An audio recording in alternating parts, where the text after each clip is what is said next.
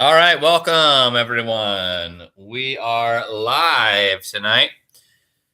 It is another value story tonight, and this is actually a repeat because I did this one once before with the kids, but accidentally deleted it when I was getting delete happy on some things. So we're gonna reread this one, and we're gonna keep it this time. So. It's earlier night. It's only 7:45 here, but we had a really long day, long, busy weekend, lots of Easter celebrations and fun times. So we are going to head and get started tonight on the value story. So just again to recap, this is a really cool series of books. I think we counted. How many did we count tonight, Nolan? How many books did we count? 22, and I think there are more in that cabinet, right? So the cabinet right over there where your gecko is on, there's more in that cubby than just what's here out on the floor. There's 20 that are on the floor right now. I have 21 in my hand, and I think there's probably about 6 or 7 still in the cupboard. So I think there's like 28 or 29 of these stories. Anyway, it's a really great series of books that we have here.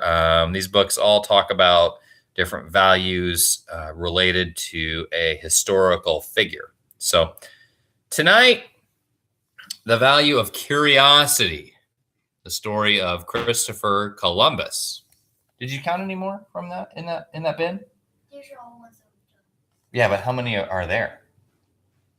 How many are in that bin? How many?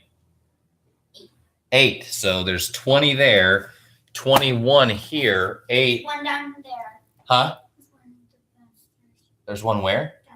Downstairs. So it's like 30 books. It's about 30 bucks. So it's a really good series. We're just in the process of getting them documented so, they can be used for whatever reason, but we're just kind of keeping them so that people can have them. So again, these books are pretty old. These are stories that I grew up with. Again, I'm pretty old. So getting up there. This one was written in 1977. So we are about 42 years from 1977. So again, pretty old. Of course, there are things that are older, like anything that was born in 1976 or written in 1976 or 1975. Okay. So here we go. The story of Christopher Columbus. This is a long one, guys. This is almost 60 pages. So this is gonna be a trip. Once upon a time, long ago, so long ago, that most people still thought the world was flat.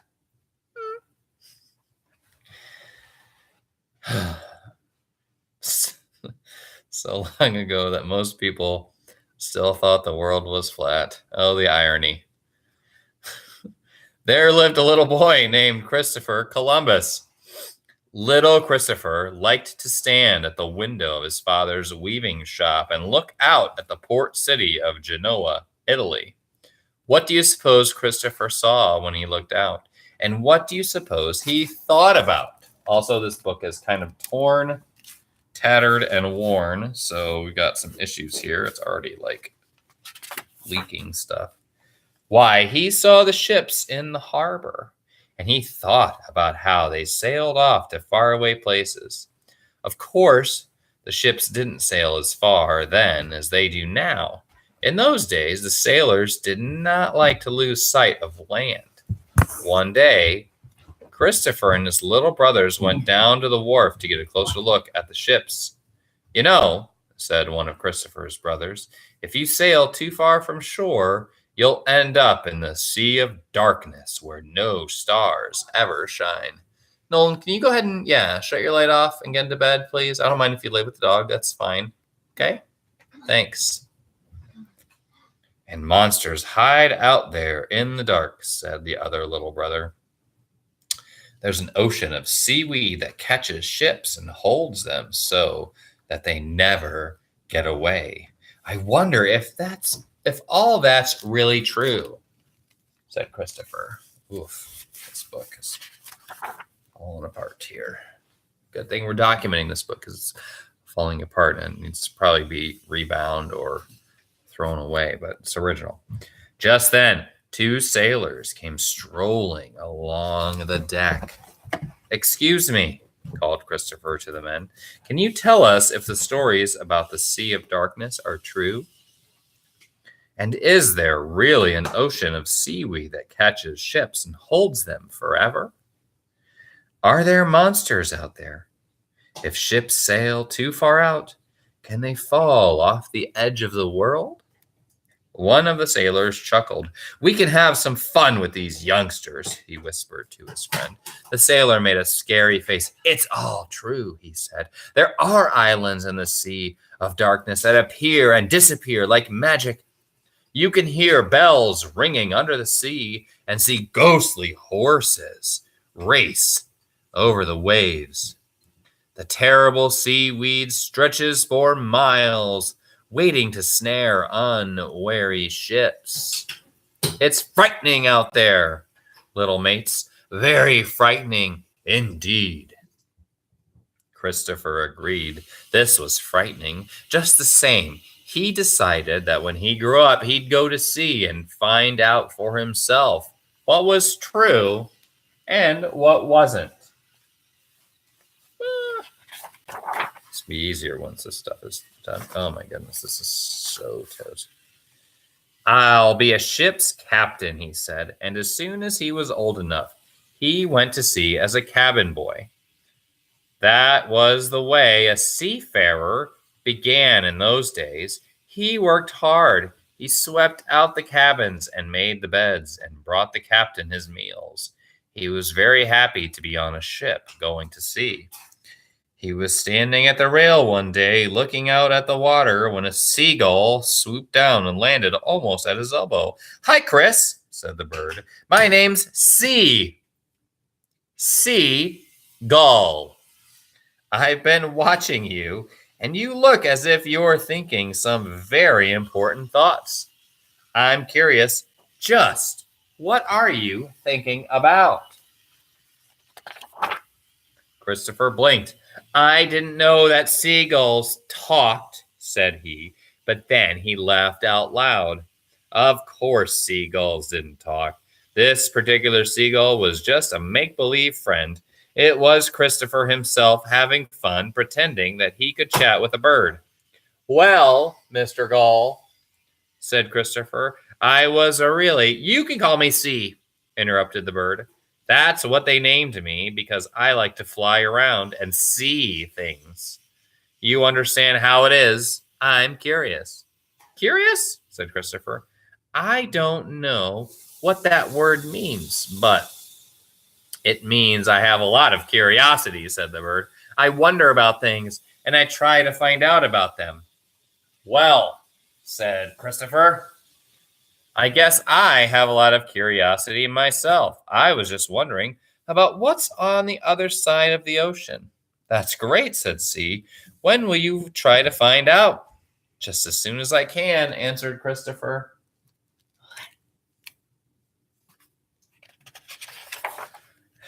And sure enough, as he grew older, Christopher became more and more curious about what was on the far side of the ocean. He kept sailing on ships. He kept studying maps and charts too. At last, he became a map maker himself. Seagull, his imaginary friend, was pleased about this. "I'm finding out more about the world all the time," said Christopher, "and that makes me feel very good." "Me too," laughed Seagull. One day, Christopher read a book about Marco Polo and his journey to the eastern lands called the Indies. It told about emperors who lived in beautiful palaces filled with spices and gold and silk. "I want to go to the Indies like Marco Polo," thought Christopher. "I want to see all those wonderful things with my own eyes." Soon after this, Christopher was walking on the beach. To his surprise, he found an unusual piece of carved wood and some pieces of a strange plant. They had been washed up by the waves. Christopher picked up the wood. "How odd," he said. "I've never seen anything like this before." Neither have I, said Seagull, and I fly to lots of places and see many things. Christopher put the wood in his pocket, and he picked up the pieces of the plant. Come on, see, he said. We'll try to find out about these things. But even the wisest man in the land couldn't tell Christopher anything about the wood and the plant. I'm sorry, said the wise man, but I have no idea what these are or where they came from. Now, Christopher was filled with curiosity. They had to come from somewhere, he said. He went off by himself to think about it. After a while, he thought he knew where they came from. Do you know?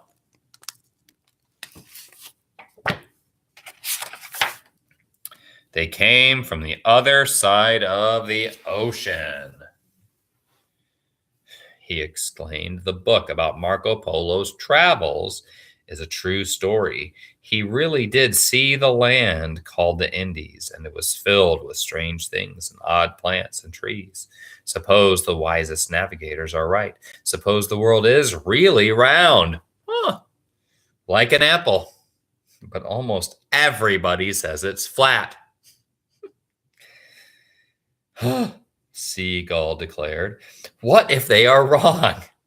Asked Christopher. What if the world is round? Why couldn't the piece of wood and the plant float here from the other side of the ocean? And if they floated here, why couldn't we go there? We could sail west and come all the way around to the same place Marco Polo found when he traveled east by land. Terrific idea, cried Seagull. But then the bird looked a bit worried. But what about the Sea of Darkness? He said. Doesn't it scare you? Of course it does, admitted Christopher, but I'm curious, and if I want to find the truth, I have to take some chances. Well, if you must, said Seagull. But if you're going to sail to the far side of the ocean, you'll need money for ships and supplies. Only kings and queens have that much money, said Christopher. And he set out to see the rulers of all the nearby countries. No one was curious enough to help him. But then Columbus met Queen Isabella and King Ferdinand of Spain. It would be wonderful to have a sea route to the Indies, they said. We might help you, but we'll have to think about it for a while. Christopher Columbus waited while Isabella and Ferdinand thought it over. He waited and waited and waited. He waited for 6 years. It's a long time. Of course, he kept studying and working so that he'd be ready when the chance came. But every now and then he'd get discouraged. Don't they have any curiosity? He asked himself. Don't they want to find out what lies on the other side of the ocean? Christopher had almost given up hope when the word came at last. Queen Isabella was now very, very curious about the far side of the ocean. She was giving Columbus 3 ships, the Nina, the Pinta, and the Santa Maria. And she was giving him the supplies he would need for his voyage. At first, Columbus was delighted, but then he found that getting the ships was the easiest part. What do you think was going to be harder? Getting the sailors to go on the voyage was going to be harder. In fact, it was going to be almost impossible. Columbus explained about the sea route to the Indies. He coaxed and he pleaded. But were the sailors in a hurry to sign up for this voyage to the other side of the ocean? No, they most certainly were not. We'll never reach the Indies, warned one man. There are monsters beyond the Sea of Darkness, said another. There are huge monsters who can swallow whole ships, moaned a third sailor. Even if the monsters don't get us, we're doomed if we go too far, said a fourth man. Remember, the world is flat. If we sail off the edge, we'll be lost forever. Then Columbus asked a very good question. How could anyone know about the monsters or about the edge of the world if no one had ever sailed there before? Good point. It's a smart point. Say, that's right, shouted a seaman. If we want to know what's true, we have to go and find out for ourselves. I've gotten to wondering, and I'm too curious to stay home. I'll make the voyage. Good for you, said Columbus. There's something else you might like to know. Queen Isabella is offering a rich reward to all who sail with me. And so the men agreed to go, and Columbus had his crew. On August 3rd, 1492, the three ships sailed out of the Spanish harbor of Palos. Columbus was full of hope. He even carried with him letters from King Ferdinand and Queen Isabella to the emperors of the Indies. The ships sailed west. On and on they went until the land disappeared behind them and the sea stretched around them in all directions. A silence had come over the men. They now knew that no ship had ever before come so far. Then, suddenly, a man cried out in fright. An ocean of seaweed, he shouted. We're sailing right into it. It will catch us, cried a second man. We'll never get away. It seemed true. There was seaweed on the surface of the ocean for as far as the eye could see. The sailors were sure that the seaweed had roots going all the way down to the bottom of the sea. They thought that the ships would get tangled in the weed. They feared that they would never escape. Don't worry, said Christopher. Look at that seaweed. It's not thick. It's just floating on top of the water. We can sail right through it. And sure enough, the ships did sail through. As they went, Columbus noticed something interesting. He scooped up a handful of the weed and showed it to the sailors. What do you think they saw? See, the little crab on the seaweed, said Columbus. How can land be far away when such creatures are crawling around here? Have faith, we must be nearing the Indies. The men felt better then. They even began to be curious. They wondered what it would be like when they reached the Indies. But when Columbus put the crab back on the seaweed and went off by himself, his face was serious and sober. I hope that little crab is a land creature, Christopher said to sea. We've been at sea so long, sometimes even I begin to wonder if we'll ever see land again. When you do something that you've never done before, it's bound to be scary, said sea. But it's a good thing we have brave, curious people like you, Christopher, or we'd never find out anything. Christopher would have liked to talk with sea a little longer, but he suddenly heard a loud noise. The deck tilted under his feet. A fierce wind had come up without any warning. It roared around the ships and tossed the sailors to the decks. It caught sea and slammed the poor bird against a mast. Christopher caught sea and held him fast. Are you all right? He shouted. I'm afraid my wing is broken, squawked sea.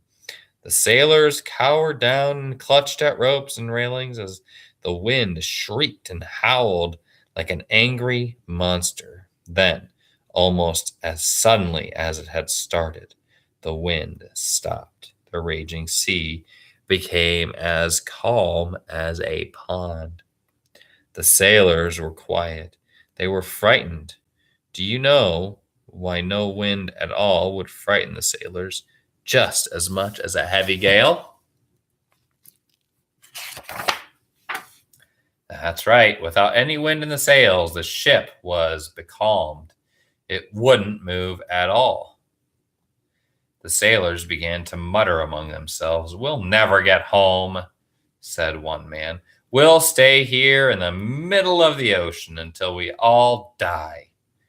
I wish Columbus would fall overboard, said another. Don't say that, cried a third man. Without Columbus to navigate, we might never find our way home.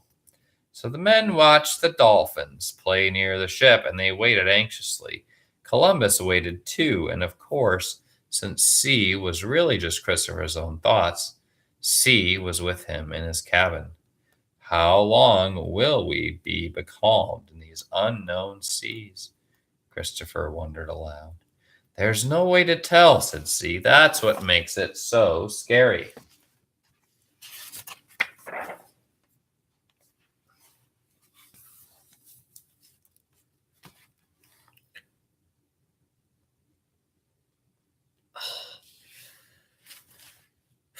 Finally, after many days, a gentle wind began to blow.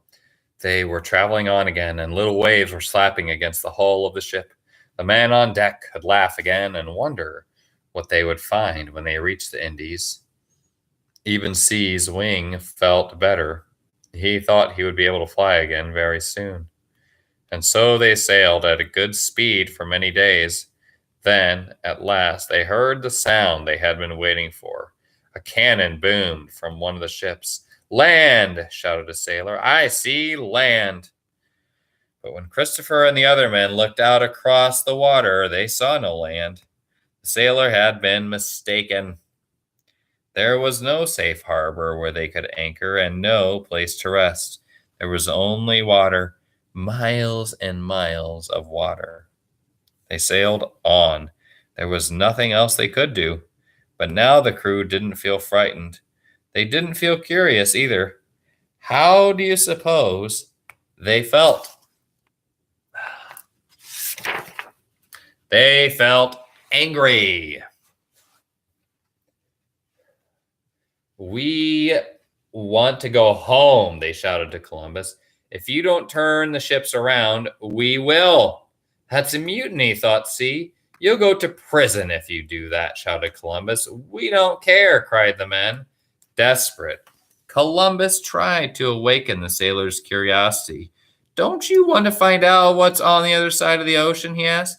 Don't you want to go home and tell your children and grandchildren that you were the first ones to sail the Indies? If we don't turn back, we may never see our children and grandchildren again, said the men. Let's sail for 3 more days, said Columbus. If we don't sight land by then, we'll turn back.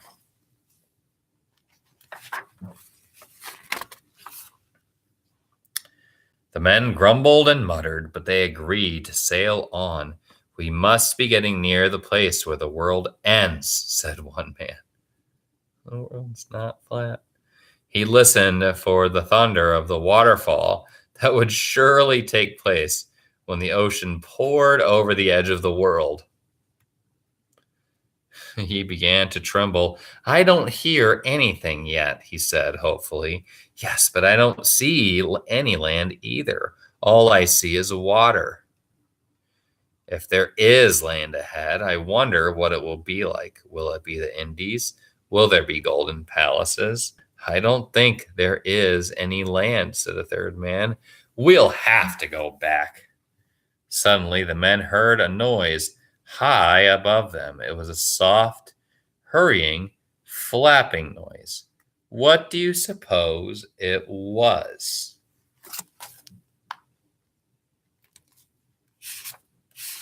Interesting. Birds, shouted a happy sailor. It's a flock of birds. At last, cried C. That means there's land. Land nearby. The sailors cheered, for of course C was right. Birds couldn't fly endlessly over an ocean. They needed a place to land and rest their wings. At last, they were close to land, so the ships changed course and they followed the birds. And now that they were so very close to safety, the men began to wonder, what kind of place was it that they were coming to?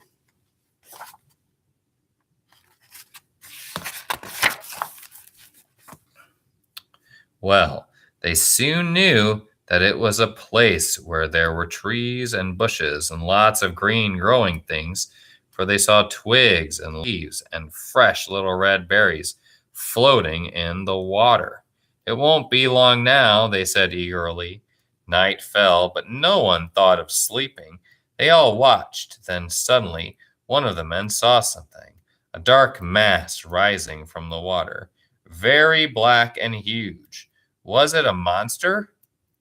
The cannon boomed, and the crew came running, eager to see. Land, they shouted. Land ahead. There it was at last. A small island lay just before them, rising up out of the water. The flags were raised on all three ships. The cannon boomed again, so loudly that the sleepy moon seemed to stir a bit. Perhaps it looked down and asked what these men were doing here and why they were making so much noise. It's beautiful, isn't it? Columbus said to sea. I was beginning to afraid we'd never get here. I wonder what it's like. Columbus wasn't the only one who was curious. The entire crew had crowded against the railings to look at the island. They could hardly wait until morning.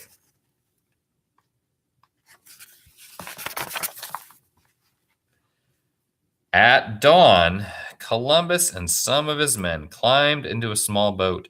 Sea perched on the prow, and they rowed toward the shore. Columbus reached inside his coat to make sure that his important letters were safe.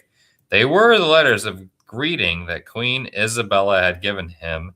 He was to present them to the Emperor of India and the Emperor of China. Christopher Columbus was in for a surprise. There wasn't a single emperor waiting on the beach. In fact, there was no one waiting on the beach. Columbus saw only white sand and blue sky and some bushes.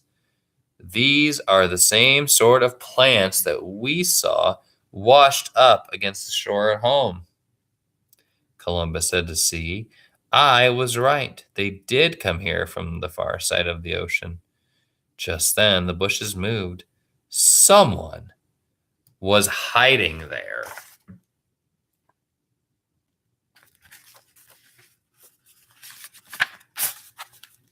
Why, these must be Indians, said Columbus when some people with red-brown skin came out to greet him. Columbus had made a very natural mistake. He thought he had landed in the Indies. So even though these people didn't look a bit like the yellow-skinned people Marco Polo had described, he called them Indians. Now, of course, you know where Columbus actually had landed, don't you? That's right. He was in America. He was on the island of San Salvador, off the coast of America. The islanders were friendly. They didn't seem to mind being called Indians, and they showed their island to Columbus. They showed him some neighboring islands too. They couldn't show him any emperors or great cities or gold. They didn't have any.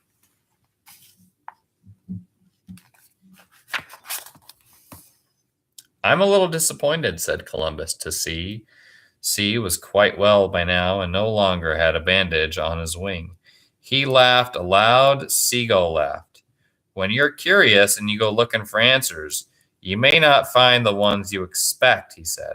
That's part of the excitement. I hope Queen Isabella will be excited, said Columbus, and I hope she'll like what we've found. So, after looking around for several months, Columbus and his crew set sail for home. They had lots of interesting things to show to the Queen, trees and plants. Even some of the Indians went back with Columbus.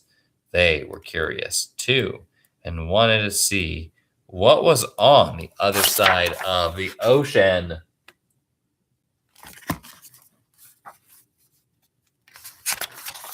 The voyage back to Spain was stormy, but at last they arrived home with their strange cargoes. We did it, said the sailors proudly. We didn't turn back. We were here with Columbus, and we found a new land. Sailors hurried home to tell their families that they hadn't fallen off the edge of the world and that they hadn't been attacked by monsters. Christopher Columbus immediately went to see the Queen. I have been to the other side of the ocean, he told Queen Isabella.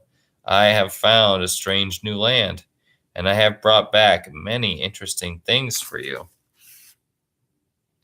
How we doing, guys? Nolan? Yeah. Then Columbus showed the Queen's advisors a map he had made. It was like no other map ever made before. It showed the ocean and the islands he had seen on the far side. I know that this is a true map, said Columbus. I made it only after I had been to these islands myself. I'm sure, though, that there are other places where no one has ever been. Who will draw the maps of those other places? Who has enough curiosity to go and find out about them? I am not a sailor, said the Queen, but I am full of curiosity. I will help you. I'll see to it that you can sail to the new world you have found just as often as you like. Even then, Columbus did not know what a truly great discovery he had made. Until his voyage, no one in Europe had even suspected that there were two huge continents, North America and South America, on the other side of the ocean.